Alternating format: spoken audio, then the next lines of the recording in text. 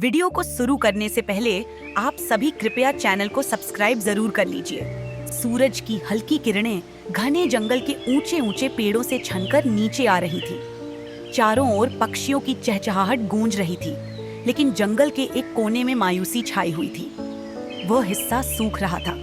नदी का पानी घट गया था, घास पीली पड़ चुकी थी और कई पेड़ अपनी पत्तियां खो चुके थे। इसी जंगल में एक छोटा सा खरगोश रहता था, जिसका नाम चीकू था। चीकू बहुत तेज तर्रार था और जंगल की हर छोटी बड़ी चीज को बड़ी ध्यान से देखता था। जब उसने महसूस किया कि नदी का पानी दिन ब दिन कम होता जा रहा है, तो उसे चिंता होने लगी। जंगल के दूसरे जानवर भी परेशान थे। हिरण प्यासे थे, चिड़ियाएं दूसरे इलाकों में जाने लगी थीं और हाथियों को भी पानी ढूंढने के लिए दूर दूर जाना पड़ रहा था। चीकू ने सोचा, आखिर यह हो क्यों रहा है? वह अपने छोटे छोटे पंजों से उछलता कूदता जंगल में इधर उधर दौड़ने लगा, यह पता लगाने कि जंगल को किस चीज की कमी हो रही है। चलते चलते चीकू जंगल के किनारे आ पहुंचा, जहां उसे दो बच्चे दिखे, रवि और सिया। वे दोनों पास के गांव से जंगल की ओर घूमने आए थे, लेकिन जंगल की यह हालत देखकर वे भी हैरान रह गए। सिया ने झुककर प्यार से चीकू को गोद में उठा लिया और कहा, अरे यह खरगोश कितना प्यारा है, लगता है यह हमें कुछ बताना चाहता है। रवि ने जंगल की सूखी जमीन को छूकर देखा और बोला, लगता है कि यहाँ बारिश बहुत कम हो रही है, इसलिए पानी सूख रहा है। लेकिन यह भी देखो, कई पेड़ कट चुके हैं, शायद इसी वजह से नदी भी सूखने लगी है।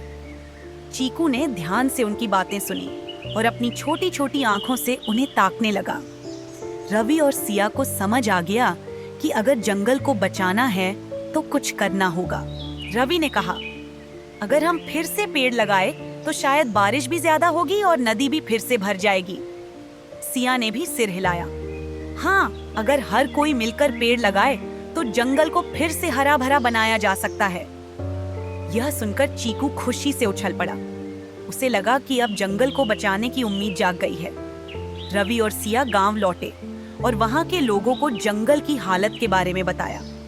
पहले तो कुछ लोगों को लगा कि वे सिर्फ बच्चों की बातें हैं, लेकिन जब गांव के बुजुर्गों ने सुना तो उन्होंने कहा, बच्चे सही कह रहे हैं, अगर हमने जंगल का ध्यान नहीं रखा तो एक दिन यह पूरी तरह खत्म हो जाएगा।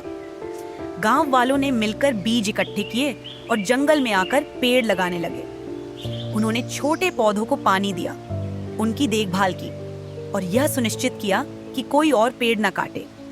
धीरे धीरे समय बीतता गया। कुछ महीनों बाद जंगल में फिर से हरियाली लौटने लगी। नन्हे पौधे बड़े होकर मजबूत पेड़ों में बदलने लगे। बारिश हुई और देखते ही देखते नदी फिर से भर गई।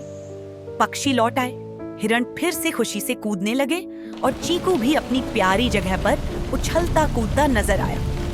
रवि और सिया फिर से जंगल में आए और उन्होंने देखा कि सब कुछ पहले जैसा सुंदर हो गया है। चीकू खुशी से उनके पैरों के पास आकर उछलने लगा, जैसे धन्यवाद कह रहा हो। सिया ने मुस्कुराते हुए कहा, देखा, अगर हम सब मिलकर काम करें तो कोई भी मुश्किल आसान हो सकती है। रवि ने सिर हिलाते हुए जवाब दिया, हाँ, ये जंगल अब हमेशा हरा भरा रहेगा, बस हमें इसकी देखभाल करनी होगी। चीकू ने अपनी छोटी छोटी आंखों से उन्हें देखा और सोचा, सच में जब मिलकर काम किया जाए तो कोई भी मुश्किल हल की जा सकती है। यह कहानी हमें सिखाती है कि अगर हम प्रकृति की देखभाल करेंगे तो प्रकृति भी हमारी देखभाल करेगी। पेड़ पौधों को बचाना और लगाना बहुत जरूरी है, ताकि हमारी नदियां और जंगल जिंदा रहें। कुछ महीनों बाद जंगल में फिर से हरियाली लौटने लगी। नन्हे पौधे बड़े होकर मजबूत पेड़ों में बदलने लगे। बारिश हुई और देखते ही देखते नदी फिर से भर गई। पक्षी लौट आए, हिरण फिर से खुशी से कूदने लगे और चीकू भी अपनी प्यारी जगह पर उछलता कूदता नजर आया। रवि और सिया फिर से जंगल में आए और उन्होंने देखा कि सब कुछ पहले जैसा सुंदर हो गया है।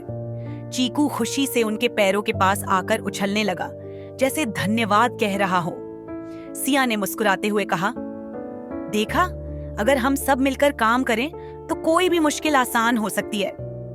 रवि ने सिर हिलाते हुए जवाब दिया, हाँ, ये जंगल अब हमेशा हरा भरा रहेगा, बस हमें इसकी देखभाल करनी होगी। चीकू ने अपनी छोटी छोटी आंखों से उन्हें देखा और सोचा, सच में जब मिलकर काम किया जाए तो कोई भी मुश्किल हल की जा सकती है। यह कहानी हमें सिखाती है कि अगर हम प्रकृति की देखभाल करेंगे तो प्रकृति भी हमारी देखभाल करेगी। पेड़ पौधों को बचाना और लगाना बहुत जरूरी है ताकि हमारी नदियां और जंगल जिंदा रहें। वीडियो को पूरा देखने के लिए शुक्रिया। आप सभी कृपया चैनल को सब्सक्राइब जरूर कर लीजिए। धन्यवाद। वीडियो को शुरू करने से पहले आप सभी कृपया चैनल को सब्सक्राइब जरूर कर लीजिए। एक समय की बात है, एक गहरा और सुकून भरा जंगल था जिसमें हर प्रकार के जानवर रहते थे। जंगल के एक कोने में एक छोटा सा गांव भी था जहां लोग अपने दैनिक जीवन की छोटी छोटी बातों में व्यस्त रहते थे। जंगल के लोग जंगल के आसपास का जीवन खूब प्यार से जीते थे, लेकिन उन्हें कभी भी जंगल के जानवरों के साथ दोस्ती नहीं मिलती थी। जंगल और गांव के बीच एक लंबा और सुंदर सा रास्ता था जो दोनों जगह को जोड़ता था। इस रास्ते पर हर दिन कहीं ना कहीं कुछ ना कुछ नया होता था। गांव में दो बच्चे बहुत मशहूर थे। एक था भोलू, एक छोटा सा खरगोश जो अपने दोस्तों के साथ हर दिन खेलने में बहुत खुश रहता था। भोलू की आंखों में हमेशा एक चमक होती थी और उसका दिल भी उतना ही बड़ा था। हर कोई उसकी दोस्ती का दीवाना था क्योंकि वो ना सिर्फ अपने दोस्तों की मदद करता था बल्कि हर किसी को मुस्कुराने का कारण देता था। भोलू का एक सपना था, वो एक दिन जंगल के सभी जानवरों से दोस्ती करेगा। दूसरा था मोटू, एक बड़ा और मजबूत हाथी जो जंगल के अंदर रहता था। मोटू का शरीर बहुत बड़ा था और उसके कदम थोड़े धीरे धीरे होते थे, लेकिन वह बहुत समझदार और प्यार भरा था। मोटू को अपनी ताकत पर गर्व था, लेकिन वो कभी कभी अपने विशाल शरीर के कारण छोटे जानवरों को डर भी देता था। जब भी वो छोटे जानवरों के साथ खेलते हैं, वो उनके आसपास धीरे धीरे चलने की कोशिश करते थे ताकि उन्हें डर ना हो। एक दिन भोलू अपने दोस्तों के साथ गांव के बाहर खेलते हुए जा रहा था और उसने देखा कि मोटू जंगल के रास्ते पर चला आता है। भोलू ने सोचा, आज का दिन बहुत खास है, आज मैं मोटू को अपने साथ खेलने के लिए बुलाता हूं। भोलू धीरे धीरे मोटू के पास गया और उसने कहा, मोटू भाई, मैं तुम्हें बहुत अच्छे से जानता हूं। तुम्हारा बदन बहुत बड़ा है पर तुम्हारा दिल और भी बड़ा है। क्या तुम मेरे साथ खेलना चाहोगे? मैं तुम्हें बताऊंगा कि किस तरह हम दोनों एक साथ बहुत मजा कर सकते हैं। मोटू, जो थोड़ा सोच रहा था, एक मुस्कान के साथ जवाब दिया, भोलू, तुम्हारे चेहरे पर जो शांति और प्यार है वो मुझे बहुत अच्छा लगता है। मैं जरूर तुम्हारे साथ खेलना चाहता हूँ, पर तुम्हें ये समझना होगा कि मैं इतना तेज नहीं दौड़ सकता जैसे तुम दौड़ते हो। भोलू ने कहा, कोई बात नहीं मोटू भाई, हम अपनी दोस्ती को एक नई तारीख से दिखाएंगे। तुम अपनी ताकत से मदद करोगे और मैं अपनी तेज दौड़ से। हम दोनों मिलकर जीतेंगे। तब भोलू ने मोटू को एक नया खेल दिखाया, दोस्ती की दौड़। क्या दाऊद में दोनों को एक दूसरे की मदद से कैथिन रास्ते को तय करना था। भोलू को ये आइडिया आया था कि अगर वो दोनों मिलकर काम करें तो वो हर मुश्किल को आसान बना सकता है। दौड़ शुरू हुई। मोटू अपने बड़े कदमों से धीरे धीरे चल रहा था, जबकि भोलू तेज दौड़ कर रहा था। रास्ते में कई ऐसे मोड़ आए जहां मोटू को अपने बड़े कदमों को संभालना पड़ता था और भोलू को छोटे छोटे तूफान से दौड़ते हुए मोटू की मदद करनी पड़ती थी। जब भी मोटू कहीं रुक जाता, भोलू उसे अपनी तेज दौड़ से आगे बढ़ने का रास्ता दिखाता। कभी भोलू मोटू के कदमों के नीचे आने वाली पत्थर से बचने में मदद करता और कभी मोटू भोलू को अपने लंबे दांतों से रास्ते के कांटे निकालने में मदद करता। रास्ते में काफी कहानियां आईं, लेकिन दोनों ने अपनी दोस्ती और एक दूसरे की मदद से उन सभी कहानियों को आसानी से पार कर लिया। मोटू का विशाल शरीर कहीं भी फंसने नहीं दिया और भोलू की तेज दौड़ ने उन्हें हर मुश्किल से निकालने में मदद की। जैसे जैसे दौड़ बढ़ती गई, दोनों के बीच दोस्ती और गहरी होती गई। अनहोनी ये समझ की असली जीत अपनी मदद और दोस्ती से ही मिलती है। और फिर जब दौड़ का अंत आया, दोनों एक साथ जीत गए। ना तो मोटू ने अपनी ताकत का घमंड किया, ना ही भोलू ने अपनी तेज दौड़ को सबसे महत्वपूर्ण समझा। दोनों की दोस्ती की जीत थी जो सबसे खास थी। मोटू ने अपने सभी दोस्तों से कहा, भोलू, तुमने मुझे दिखाया कि असली जीत कभी अकेली नहीं मिलती, ये दोस्ती की जीत थी। भोलू मुस्कुराते हुए बोला, मोटू भाई, आज मैंने दोस्ती का असली मजा मिलजुल कर सीखा है। हम दोनों ने एक दूसरे की मदद की और इस दौड़ को जीता। उस दिन के बाद भोलू और मोटू की दोस्ती जंगल और गांव के हर कोने में मशहूर हो गई। लोग और जानवर दोनों ही ये समझ गए कि असली ताकत दोस्ती में है। हर किसी को ये समझ आया कि अगर हम अपने दोस्तों के साथ मिलकर काम करते हैं तो हम किसी भी मुश्किल को पार कर सकते हैं। और ऐसे ही भोलू और मोटू ने सबको ये सिखाया कि दोस्ती सच में दुनिया की सबसे बड़ी ताकत है। वीडियो को पूरा देखने के लिए शुक्रिया। आप सभी कृपया चैनल को सब्सक्राइब जरूर कर लीजिए। धन्यवाद। वीडियो को शुरू करने से पहले आप सभी कृपया चैनल को सब्सक्राइब जरूर कर लीजिए। शहर की हलचल के बीच एक सुंदर हरा भरा पार्क था, जहां शाम होते ही बच्चे खेलने आते थे। ऊंची ऊंची इमारतों और तेज रफ्तार गाड़ियों के बीच यह पार्क एक शांत और सुकून भरी जगह थी।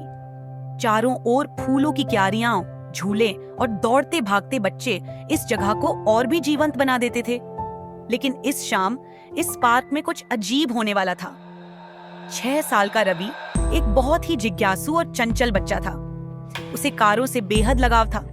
उसके पास तरह तरह की खिलौने वाली कारें थीं, छोटी, बड़ी, लाल, नीली और यहाँ तक कि रिमोट से चलने वाली भी। पर उसकी सबसे पसंदीदा कार थी एक चमचमाती लाल स्पोर्ट्स कार। हर बार जब वह सड़क पर कोई शानदार कार देखता तो उसकी आंखें चमक उठती। वह अपने पापा से बार बार कहता, पापा, जब मैं बड़ा हो जाऊंगा तो मेरे पास भी ऐसी कार होगी। पापा हमेशा हंसकर कहते, जरूर बेटा, पर उसके लिए मेहनत करनी होगी। उस दिन रवि बहुत उत्साहित था क्योंकि पापा उसे शहर के सबसे बड़े पार्क में घुमाने ले जा रहे थे। वह अपनी खिलौने वाली कार हाथ में लिए खुशी खुशी पार्क पहुंचा। लेकिन जैसे ही उसकी नजर पार्किंग में पड़ी, उसके कदम अचानक रुक गए। वहां ठीक सामने उसकी खिलौने वाली कार जैसी हूबहू एक असली कार खड़ी थी। वही लाल रंग, वही चमचमाता बॉडी डिजाइन और वही धारदार हेडलाइट्स। रवि का दिल तेजी से धड़कने लगा। ये तो वही कार थी जिसे उसने हमेशा अपने सपनों में देखा था। लेकिन यहाँ सबसे अजीब बात यह थी कि इस कार का दरवाजा थोड़ा सा खुला हुआ था और अंदर कोई भी नहीं था। रवि ने पापा का हाथ खींचते हुए कहा, पापा, ये कार यहाँ ऐसे क्यों खड़ी है और इसका दरवाजा खुला क्यों है? पापा भी चौंक गए। उन्होंने इधर उधर देखा, लेकिन वहां कोई नहीं था। कार का इंजन बंद था, लेकिन ऐसा लग रहा था जैसे कोई अभी अभी इसे छोड़कर गया हो। रवि के मन में हजारों सवाल दौड़ने लगे। उसने धीरे धीरे कार के अंदर झांकने की कोशिश की।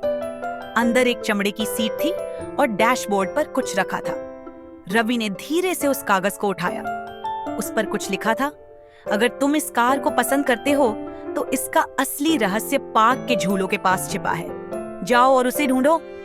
रवि की आंखें हैरानी से फैल गईं। यह क्या था? ये कार यहाँ क्यों थी? और यह नोट किसने छोड़ा था? रवि और उसके पापा अब और भी उत्सुक हो गए। वे झूलों की ओर बढ़े। चारों ओर बच्चे खेल रहे थे, लेकिन रवि की नजर कुछ खोजने में लगी थी। अचानक उसे झूलों के पास एक बेंच के नीचे कुछ चमकता हुआ दिखा। वह धीरे धीरे झुका और उसे उठाया। रवि ने पापा की तरफ देखा। क्या यह उसी कार की चाबी हो सकती है? पापा भी हैरान थे। उन्होंने चाबी को गौर से देखा। उस पर एक छोटा सा लोगो बना था जो ठीक उसी कार की तरह लग रहा था। अब उनके मन में और भी सवाल उठने लगे। क्या यह सच में उसी कार की चाबी थी? अगर हाँ, तो ये यहाँ कैसे आई? और सबसे बड़ा सवाल, ये कार किसकी थी? रवि और पापा वापस कार के पास पहुंचे। उन्होंने इधर उधर देखा, लेकिन वहां अब भी कोई नहीं था।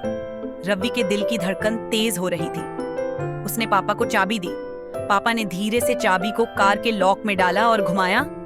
कार अनलॉक हो गई। रवि की आंखें आश्चर्य से फैल गईं। और तभी अचानक उनके पीछे से एक आवाज आई। रवि और पापा ने जल्दी से मुड़कर देखा। रवि पूरी तरह से चौंक गया।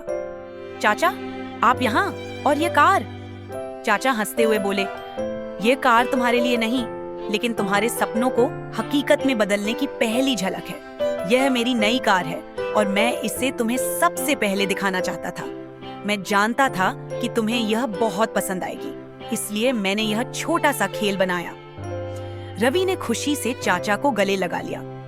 उस दिन रवि को एक बहुत बड़ी सीख मिली। सपने पूरे होते हैं, लेकिन उनके पीछे मेहनत और धैर्य लगता है।